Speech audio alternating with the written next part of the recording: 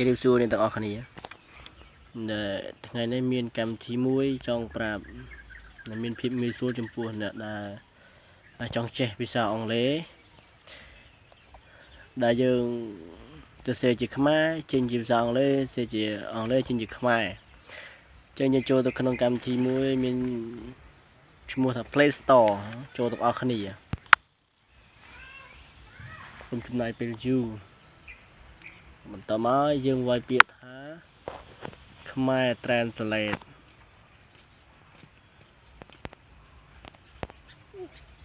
នេះបងប្អូនបាទតើមកយើងឃើញនេះទី3នេះវាមានឈ្មោះថាខ្មែរ Translate ហើយចុចទៅលើហ្នឹងមកបាទតែនេះខ្ញុំបាន install វារួចហើយពេលបាន install ហើយពេលយើង install រួចហើយយើង open វាចូលមកឥឡូវយើងចង់ដឹងថាកម្មវិធីហ្នឹងសុភ័យទោសយើងទៅសេខ្មែរមកទៅណាគូតើមកយើងចុច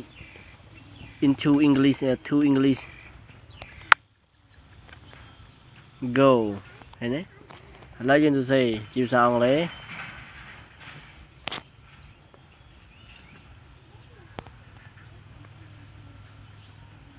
go to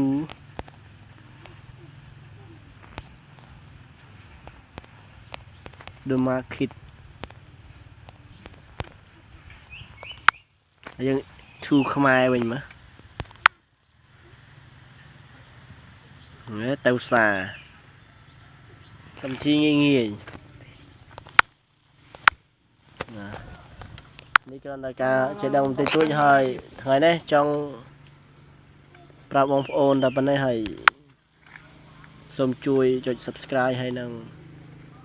គ្រូកណ្ដឹងដើម្បីទទួលបានវីដេអូទាំងអស់គ្នាអរគុណច្រើនដែលបានទស្សនា